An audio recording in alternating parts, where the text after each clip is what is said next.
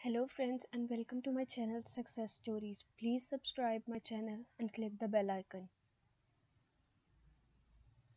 Friends, आज हम बात करेंगे कि हम चीज़ों को इजीली अपनी मेमोरी में कैसे स्टोर कर सकते हैं।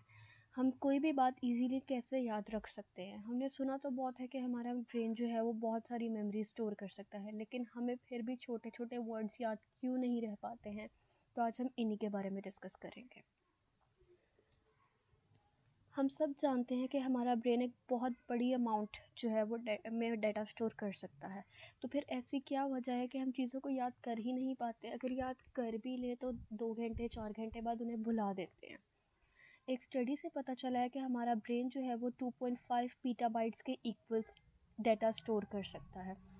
तो फिर हम वर्ड्स, सेंटेंसेस, पैराग्राफ्स, इवन किसी भी चीज़ को याद क्यों नहीं कर पाते हैं। तो वजह ये है कि हम चीज़ों को करेक्ट मेथड से याद नहीं करते हैं। हम उन टेक्निक से ही याद नहीं करते हैं जिस टेक्निक से याद करने के लिए हमारा ब्रेन बना हुआ है। हम लोग रट्टा मारते हैं, जबकि हमारा ब्रेन रट्टा मारने वाली चीज़ों को एक्सेप्ट करता ही नहीं है। रट्टा मार के हम याद तो कर लेंगे, पर 2 घंटे 3 घंटे 2 दिन तक उसको स्टोर कर लेंगे, लेकिन लाइफ टाइम के लिए बिल्कुल भी नहीं।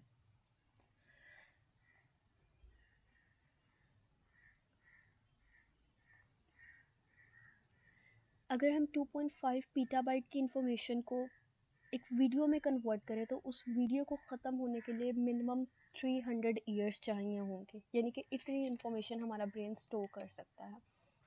अब 1 पीटाबाइट जो है वो 1024 टेराबाइट्स के इक्वल होता है, और 1 टेराबाइट जो है वो 1024 गीगाबाइट्स के इक्वल होता है, जिन्हें हम जीबी भी कहते हैं।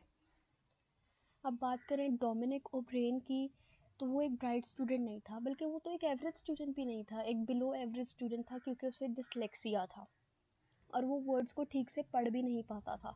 लेकिन उसके बावजूद वो 8 टाइम्स वर्ल्ड मेमोरी चैम्पियनशिप जीत चुका था। तो ऐसी क्या रीज़न है कि एक बंदा जो वर्ड्स को पढ़ ही नहीं पा रहा वो मेमोरी चैम्पियनशिप जीत चुका है, वो भी 8 दफ़ा। क्योंकि वो उन टेक्निक्स को जानता था जिन टेक्निक से हमारा ब्रेन जो है वो चीज़ों को ईजिली रिमेंबर कर सकता है। अब वो टेक्निक्स क्या है, आए देखते हैं। इसमें सबसे पहले जो प्रिंसिपल है वो इमेजिनेशन का प्रिंसिपल है। इमेजिनेशन से चीज़ों को याद रखा जा सकता है। विलियम जेम्स जो है उन्होंने कहा है कि इमेजिनेशन और मेमोरी जो है वो एक दूसरे से स्ट्रॉन्गली कनेक्टेड है। यानी कि अगर हम चीज़ों को इमेजिन करेंगे तो हम उन्हें ईजिली याद कर सकेंगे, और जितना ज़्यादा हम चीज़ों को इमेजिन करेंगे उतना ज़्यादा हम चीज़ों को याद कर सकेंगे।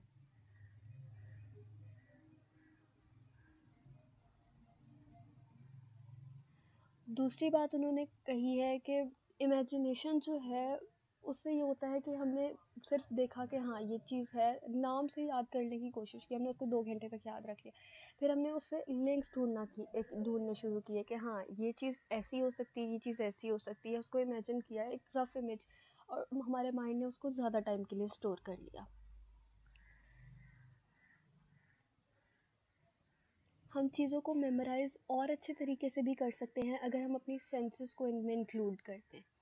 मतलब अगर हमारी इमेजिनेशन जो है वो हमारी सेंसेस पे बेस्ड हो तो हम अच्छा इमेजिन कर सकेंगे, और अच्छी इमेजिनेशन से हम अच्छे तरीके से उसे मेमोराइज कर सकेंगे।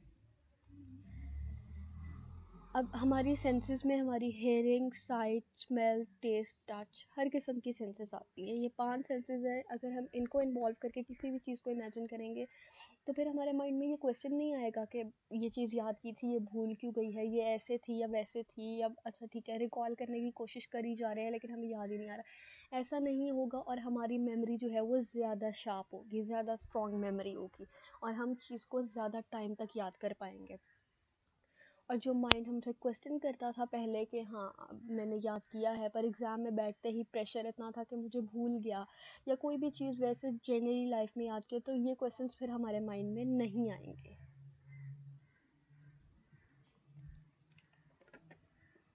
प्रिंसिपल नंबर 2 की तरफ देखें तो प्रिंसिपल नंबर 2 है एसोसिएशन। अब एसोसिएशन क्या है, तो इसका मतलब ये है कि हम दो चीज़ों के दरमियान लिंक्स को ढूंढें। यानी कि कोई भी दो चीज़ें हमें पता हैं, हमने उनके दरमियान में लिंक्स को ढूंढना शुरू किया। उन चीज़ों को ज़्यादा अच्छे से याद कर पाते हैं जिनके दरमियान में हमें लिंक मिल जाता है। अब जैसे कि हम लोगों ने लिंक ढूंढा कि स्कूल, स्कूल से हमारे जहन में क्या आता है, हमने स्कूल को मेमोराइज करना है, स्कूल से हमारे माइंड में क्या आएगा, बुक्स आएंगी, पढ़ाई आएगी, तो हम लोगों ने याद कर लिया कि हाँ अगर पढ़ाई करनी है तो स्कूल जाना है। अब कोई जो है वो स्कूल से मेजरली वो पढ़ाई को ही कंसिडर करता है, कोई ये नहीं याद करेगा कि स्कूल में ब्रेक भी होती है, स्कूल में रिसेस होती है, तो हमें फ्री टाइम भी मिलता है। ज़्यादातर लोग जो है वो इसको पढ़ाई से ही रिलेट करेंगे, एजुकेशन वर्सेस स्कूल। लेकिन वो चीज़ें जिनके दरमियान हमें कोई लिंक नहीं मिल पाता या हम कोई लिंक ढूंढ ही नहीं पाते, हमारे लिए उन चीज़ों को याद करना बहुत ज़्यादा मुश्किल हो जाता है। चीज़ों को लिंक करेंगे, इमेजिन करेंगे तो हमारे लिए ईजी रहेगा, लेकिन अगर हमें कोई लिंक ही नहीं मिल रहा, हम उसे इमेजिन कर ही नहीं पा रहे हैं, तो हम उसे याद भी नहीं कर पाएंगे। इन दो प्रिंसिपल को अप्लाई करने से जो टेक्निक बनती है उसे स्टोरी मेथड कहा जाता है, और इस मेथड से जो है वो हम अपनी मेमोरी को शार्प कर सकते हैं। यानी कि इमेजिनेशन को और एसोसिएशन को जब इकट्ठा किया जाए तो स्टोरी मेथड बनेगा और इससे मेमोरी शार्प हो सकती है। डोमिनिको ब्रेन ने जो है वो वर्ल्ड रिकॉर्ड बनाया था 54 deck of randomly shuffle cards को याद करने का। अब 54 डेक ऑफ कार्ड्स का मतलब है कि 2808 कार्ड्स, वो भी बस एक बार देखने से उसे 2808 कार्ड्स याद हो गए। एक बार देखने से तो एक लफ्ज़ भी याद नहीं होता, तो उसे इतने सारे कार्ड्स कैसे याद हो गए? क्योंकि उसने जो है वो इन्हीं टेक्निक्स को याद किया और अपनी मेमोरी को इन्हीं टेक्निक से जो है वो अपनी मेमोरी को स्ट्रॉन्ग बनाया। फ्रेंड्स, ये सारी इन्फॉर्मेशन जो मैंने आपको दी है ये डोमिनिक ओब्रेन की बुक से ही है, you can have an amazing memory.